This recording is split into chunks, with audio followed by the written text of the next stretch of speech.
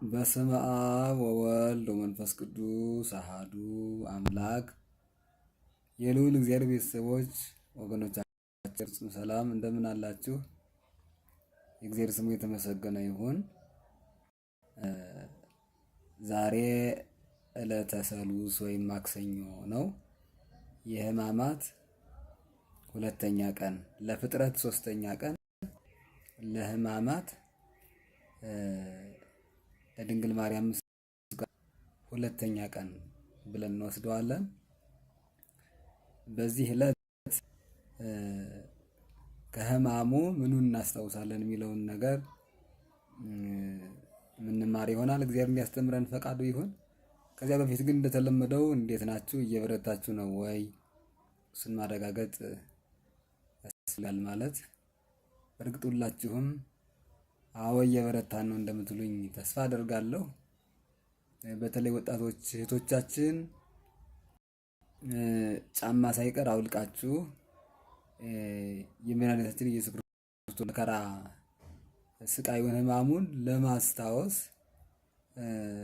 በረከት ለመቀበል በባዶ እግራችሁ ሁሉ የምትሄዱ እንዳላችሁ እረዳለሁ።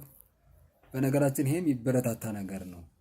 አንዳንዴ ሰው ራሱ ያልሆነውን ህይወት ሰው ሲነቅፍ ይታያል።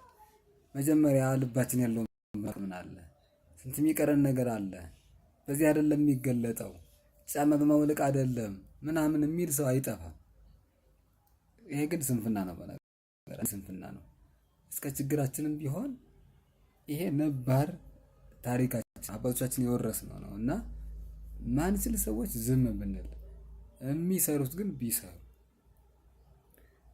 መታደል ነው። በነገራችን በልዩ ልዩ መልክ ያው የኢየሱስ ክርስቶስ መከራና ስቃይ ከኛ ጾም፣ ጸሎት፣ ስግደት ጋር ፍጹም የሚነጻጸር ባይሆንም ለምንድን ነው የማይነጻጸር እምላችሁ?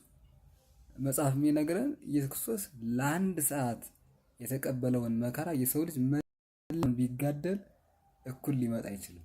የአንድ ሰዓቷ ማለት ነው። የአንድ ሰዓቷ እስከዚህ ፍጹም ያንሳል። ዞሮ ዞሮ ግን በደቂቃም ይሁን በማይክሮ ሰከንድ መድኃኒታችን ኢየሱስ ክርስቶስን አስበን መከራውን ሕማሙን አስበን ከበረከቱ መሳተፋችን ከሕማሙ መሳተፋችን ቀላል አይደለም። በእውነት ከመከራው ከሕማሙ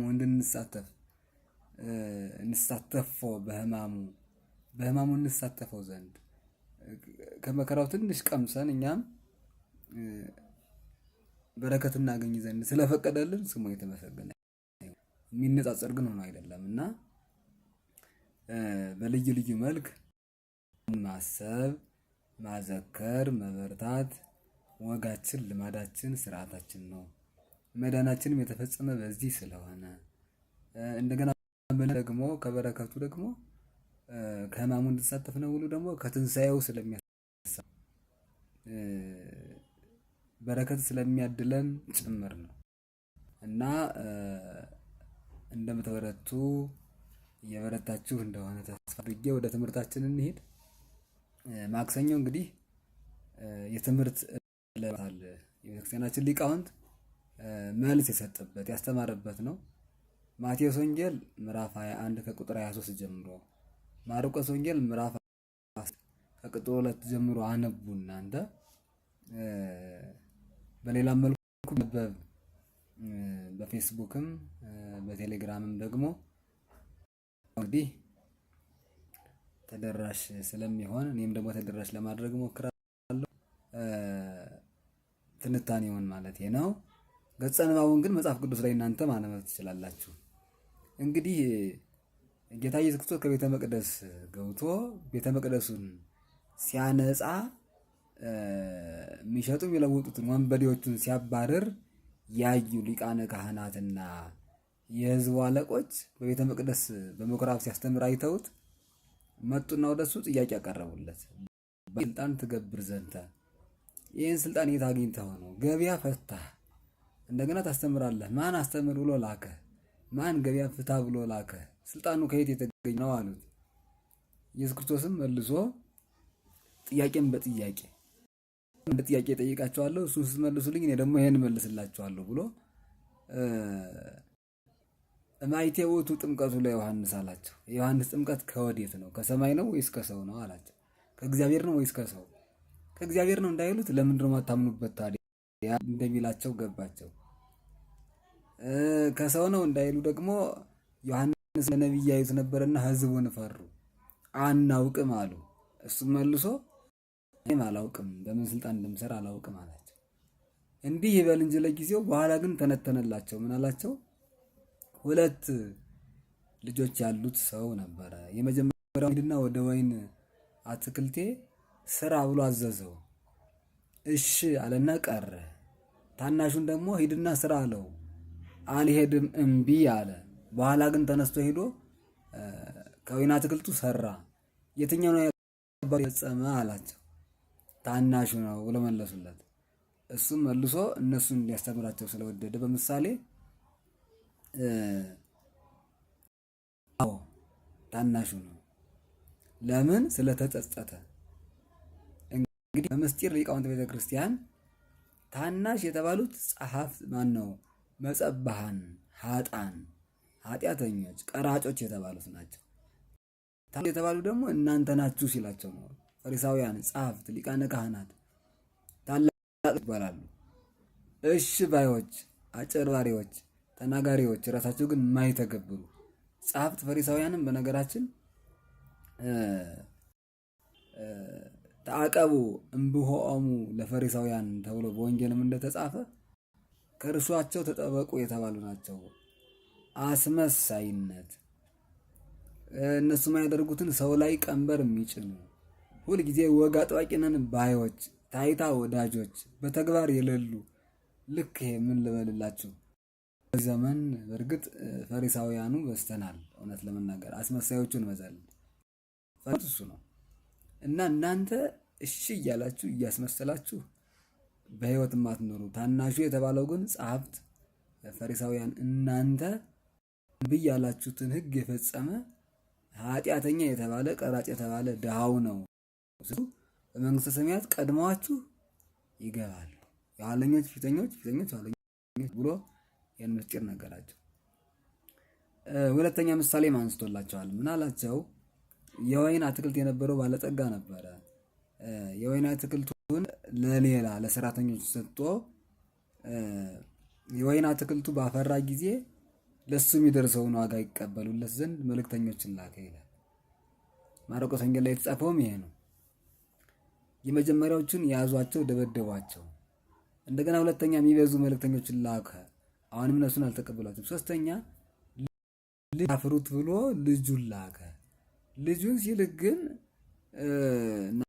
ናሁሲሁ ኑ ንቅትሎ ወንርከብ ርስቶ ወራሹ መጥቷልና ኑ እንግደለው ርስቱንም እጃችን እናድርግ ብለው ልጁን አይደለም ይዘው ሰቀሉት፣ ገደሉት ይላል።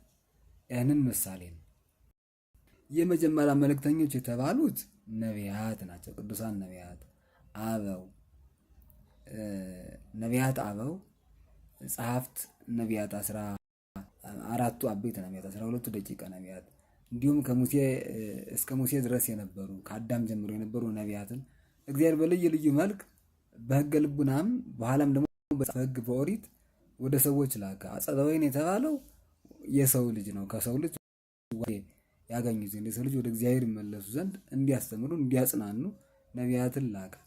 የሰው ልጅ ግን አልተቀበላቸውም። ነቢያትን ብዙዎቹን ገደሏቸው፣ አሰቃያቸው፣ መከራ ደረሱባቸው። ተቀበሉ። በኋላ ከነሱ የሚበዙ የተባሉት ደግሞ የመጀመሪያዎቹ ደቂቀ ነቢያት ናቸው። ሁለተኞቹ ደግሞ ደቂቀ ነቢያት ናቸው። 12ቱ መጽሐፍ ቅዱስ ላይ ተጽፈው የምናገኛቸው ትንቢት ያላቸው ማለት ትንቢታቸው ተጽፏል። እነሱን ላከ። እግዚአብሔር እነሱ ሲልክ ወይም ሥላሴ ሲልክ እነሱንም አልተቀበሉ። በሶስተኛው ልጁን ላከ ማለት ወልደ እግዚአብሔር ሂድ ስጋ ልበስ ሙት ተሰቀሎ አንድያ ልጁን ወደዚህ ዓለም ቢልክ እሱንም ይባስ ብለው ጭራሽ ገደሉት። እንዲህ ነው አለ። እንግዲህ እናንተ የመጣሁት እኔ ስሆን ላድናችሁ መጥቼ ነገር ግን የኔን ስልጣን ትጠይቁኛላችሁ እንጂ አለመቀበል ባህሪያችሁ ስለሆነ ነው። ዓለም ኢየሱስ ክርስቶስን አልተቀበለም። አልተቀበሉትም እንደሚለው ወንጌል ዮሐንስ ምዕራፍ 1 ላይ እንደተጻፈው የተቀበሉትን ስልጣን ሰጣቸው ብሎ ደግሞ መልሶ ይናገራል። ስልጣኑ ምንድን ነው? ኃይል ያለው ከእግዚአብሔር ጋር የመዋሃድ ስልጣን፣ ርስቱን መንግስቱን የመውረስ ስልጣን ሰጣቸው። ስልጣነ ክህነትን ሰጣቸው። ውሉደ እግዚአብሔር ይኩኑ ነው የሚለው የእግዚአብሔር ልጆች የሆኑ ዘንድ ስልጣን ሰጣቸው። ነገር ግን ያልተቀበሉት የተባሉት ጸሐፍት፣ ፈሪሳውያን፣ ሊቃነ ካህናት እነሱ ናቸው። ስለዚህ ይዘው ሰቀሉት። አይደለም የወይን ፍሬውን ማግኘት የሚገባውን ለባለጌታው ሊመልሱ ይቅርና ጭራሽ መልእክተኛውን ልጁን የሚያከብረውን ይፈሩታል፣ ሊያከብሩት ይችላሉ፣ ወይ ይፈሩታል ወይ ያከብሩታል ብሎ የላከውን ልጁን ሰቀላችሁ ብሎ ተሰቅሉኛላችሁ ብሎ ሲነግራቸው ነው ራሱ የሚሰቀለው ወልደ እግዚአብሔር ራሱ ስለሆነ። ስለዚህ እንዲህ አድርጎ አስተማራቸው። እንዲህ አድርጎ በትንታኔ ያስተማራቸው ዓለም መዳናችን እውን ይሆን ዘንድ በክፋት በተንኮል ወልደ እግዚአብሔርን ለመሰቀሉ የእሱም ፈቃድ ቢሆንም ዓለም ግን ምክንያት ሆነ። አይሁድ እንደ ምክንያት ሆነው እጃቸውን፣ ጉልበታቸውን፣ ክፋታቸውን፣ ተንኮላቸውን፣ አንደበታቸውን ተጠቅመው ወልደ እግዚአብሔርን ሰቀሉት። የእግዚአብሔር ልጅ የድንግል ማርያም ልጅ ኢየሱስ ክርስቶስ ተሰቀለ፣ ለእኛ መድኃኒት ሆነ። አይሁድ ግን ስደት ሆነ። ለአይሁድ ስደት ሆነ። ስደት እንዴት ነው? አንደኛ ከህሊናቸው ተሰደዋል። የሰቀሉት የገደሉት ወልደ እግዚአብሔር መልሶ ሲነሳ መልሶ የሚፈርድባቸው ሲሆን በዚያን ጊዜ በሚፈርድበት ዕለት ለነሱ በቀላቸውን ይላቸዋል የተባለ ወልደ እግዚአብሔር ከሞት ሲነሳ ወልደ እግዚአብሔር መሆኑ አምላክ ዘባማን መሆኑ ቀዳሚ ወዳሃሪ ጥንታዊ ቀዳማዊ መሆኑን ሲረዱ የህሊና ስደት አለባቸው። የህሊና ስደት አለባቸው። እስካሁን ድረስ አልተወለደም፣ አልወረደም፣ አልሞተም፣ አልተሰቀለም የሚሉ የአይሁድ ወገኖች አሉ። ለታሪክ ተወቃሽ ስላለመሆንም ጭምር ማለት ተወለደ ካሉ ማን የት ነው የተወለደው? ኢየሩሳሌም። ተሰቀለ ካሉ ማን የሰቀለው? እናንተ ወገኖች፣ እናንተ አባቶች ፈርተው ከትክክለኛ ሃይማኖት ያፈነገጡም የአይሁድ ወገኖች አሉ እስካሁን ድረስ እና እንዲህ ሆነው በስጋም በነፍስም ስደተኞች ሆኑ። ለእኛ ግን ምን ሆነ? ላመንነው ግን መድኃኒት ሆነን። ይህን ትንታኔ ያስተማረበት ነው። ከዚህም በላይ ብዙ ትምህርትን አስተምሯቸዋል። ለምሳሌ እየጠቀሰ አስተምሯቸዋል። እንግዲህ አይሁድ፣ ፈሪሳውያን፣ ተንኮለኞች ኑ እሱን እጃችን እናድርግ እንስቀለው ማለታቸው ለጊዜው የክፋታቸውን ጥግ ጨካኝነታቸውን ትንቢቱም ይፈጸም ዘንድ የግድ ስለሆነ ቢያሳይም ነገር ግን ርስቱን የራሳችን እናድርግ የሚለው ግን ዜባዊ ትርጉሙ ወርቁ ደግሞ ለኛ ርስቱን መንግስቱን እንደሚሰጠን እሱ ካልሞተ ገነት መንግስተ ሰማያትን እንደማንወርስ የሚያሳይ ትርጉምም አለው ማለት ነው። ያው እንግዲህ የተናገሩት ለጊዜው ምድራዊ ርስትን ሽተው የአትክልት ባለቤቱን የእሱን ርስት የራሳቸው ለማድረግ አስበው ነው። ዛሬም ዓለሙ እንደዛ ዓለም አይችልም፣ ግን የማይችለውን እየሞከረ ስልጣን የእግዚአብሔር እንደሆነ ሁሉም እግዚአብሔር እንደሆነ የተፈጠረውም የሚታየውም የማይታየውም ጠፍቶት አይደለም ዓለም ያውቃል። እንግዲህ ያውቃል። ብዙ ተፈላሰፍን የሚሉ ሰዎችም ሄደው ሲያበቁ ኃይል አለ፣ ስልጣን አለ፣ ያው እግዚአብሔር የሚሉት የተወሰኑ ቢሆኑ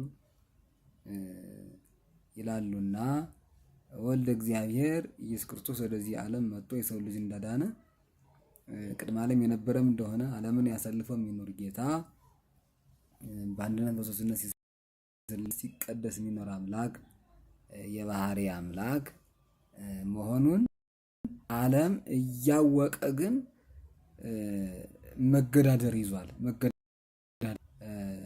አሁን የእግዚአብሔርን አምልኮት መጋፋትም መቀማትም እንደማወቀ ዓለሙ ግን ልሞክረው እያለ ነው ያለ። ዝም ብሎ ልሞክረው አይችልም፣ ግን ልሞክረው እያለ ማለት ነው። ለምሳሌ እግዚአብሔር ፍጥረት ራሱን እየተካ እንዲሄድ ወንድና ሴት አድርጎ ፈጠረ።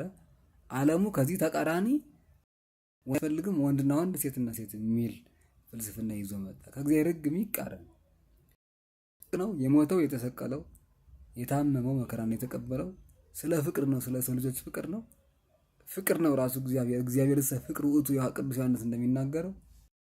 ነገር ግን ጥላቻን በዓለም ሲሰብኩ፣ ጦርነትን ለዓለም ሲሰብኩ፣ ሀገርን ከሀገር ሲያጋጩ የሚኖሩ ሰዎች ያሉባት ዓለም ሆናለች። ተቃራኒ ነው ሀሳቡ። ስለሆነው ምስጋና ለያሬዳዊ ምስጋና እንደ መላእክት ሰው ተመስጦ እግዚአብሔርን እንዳያገለግል ከጎን ዘፈንን ፈጠረች አለ። ዘፈንን ፈጠረች። ከእግዚአብሔር ሕግ ምን ያህል ተቃራኒ እንደምንሆን አስቡት። ዓለም እንዲህ ነች። ከእግዚአብሔር ሕግ እየወጣን ወደዚህ ዓለም ገዢ አለቃ ወደ ዲያብሎስ ይሄድ ብዙ ስራ ይሰራብናል። ብዙዎቻችን ከሃይማኖት ታለን ነገርም ብዙ ነው። እውነት ለመናገር የወጡት እንዳሉ ሆነ። ስለዚህ ዓለም ኢየሱስ ክርስቶስ ሲመጣ ብቻ አይደለም አልቀበለው ያለች፣ ዛሬም አስተምሮውን ሕጉን ላለመቀበል ብዙ ጥረት እየተደረገ ነው። በዚህ ዓለም ውስጥ ነው ያለነው። በዚህ ቻሌንጅ ነው የሚሉት። በዚህ ቻሌንጅ ውስጥ ነው ያለነው። እውነት ለመናገር በእርግጥ እኛ ቻሌንጁን ተቀላቅለናል። ምን ያህል በርተናል ማለት አይደለም፣ ግን ክርስትና ምን ያህል የእግዚአብሔርን ሕግ የሚቀበል ሰው ምን ያህል ፈተና እንዳለ፣ ምን ያህል ተቃራኒ አማራጭ እየመጣበት እንዳለ እንድናስተውል ነው። እና ሕማሙ መድኃኒታችን ነው። መከራው መሰቀሉ ለእኛ ድነታችን ነው። ለአይሁድ ግን በሱ አንደበት የተሸነገለ የተሸጠበት ሰው ወዮለት። አሳልፎ ለሸጠው ኢየሱስ ክርስቶስን ለመስቀል ለበቃ መከራ ያደረሰበት ወዮለት ለሱ የትንቢት መፈጸሚያ ለሆነ ለሱ ወዮለት። ለእኛ ግን ሕማሙ ሞቱ አጎናጽፎናልና ክብር ምስጋና ለስም አጠራሩ ይሁን። ትምህርቴን ለማጠቃለል ያህል ዛሬ ያነሳ ትንታኔ የሰጠበት ለፈሪሳውያን፣ ለሊቃነ ካህናት እንዲሁም ለሕዝቡ መሪዎች መልህቀ ሕዝብ ወይም ልሂቃነ ሕዝብ የሚባሉት ለነሱ መልስ ያስተማረበት ስልጣኑ የራሱ እንደሆነ የሰማይ ንጉሥ ጌታ አምላክ እንደሆነ በግልጽ ባይነግራቸውም በምሳሌ ግን አስረድቷቸዋል። እናንተ ግን የምትቀበሉ አይደላችሁ። እናንተን የሚቀድማችሁ ብዙ ነው። እናንተን ኃጥአን መጸባህን ቀራጮች ይቀድሟችኋል። በፊት ኦሪትን አልተቀበሉም፣ በኋላ ግን ሐዲስን ተቀብለው የሚቀድሟችኋል። እናንተ ግን ኦሪትን እንይዛለን ብላችኋል፣ የኦሪትን ሕግ እናጠብቃለን ትላላችሁ፣ ግን አታውቁትም፣ የሚያድናችሁን አምላክም አትገነዘቡትም ሲላቸው ነው። በእውነት በፈሪሳውያን በሰዱቃውያን ብቻ የምንዘብት ሰዎች አይደለንም። እኛም ቢሆን ዛሬም እግዚአብሔርን በእግረ ሕሊናችን በእግረ ልቦናችን በማንነታችን በሕይወታችን በደንብ ያልተረዳ ነው ብዙዎች ነን። በአንደበታችን ብናቀውም አምላካችን መሆኑን ብንረዳም ብንናገርም በተግባር ግን እግዚአብሔርን በመፈጸም ያልነቃን ያልበቃን ያልጸናን ሰዎች ያው ሁላችን የሚመለከት ጉዳይ ነው። ሰነፎች ነን። ስጋዊው ነገር ካላበረታን በስተቀር ከመንፈሳዊው ያን ያህል ነን። ግን ካለንበት መንፈሳዊ ሕይወታችን እየጨመርን እንድንሄድ ሕማሙን መከራውን እያሰብን ሁል ጊዜ በምግባረ ሃይማኖት እንድንጸና ለዚህም ኃይል ጸዋን እንዲሆነን አምላካችን ይሆንልን። ይቆየን። መልካም ሕማማት። አሁንም እንበርታ። ነገ ደግሞ ያው ረቡዕን በሚመለከት ስለተደረገ ምክር ሀሳብ ይዤ እመጣለሁኝ። እስከዚያው ሰላም ቆዩ። ሰላም እግዚአብሔር ከሁላችን ጋር ይሁን። እንበለ ደዌ ወሕማም እንበለ ጻማ ወድካም አመ ከመ ዮም ያብጽሐነ እግዚአብሔር በሰላም አሜን።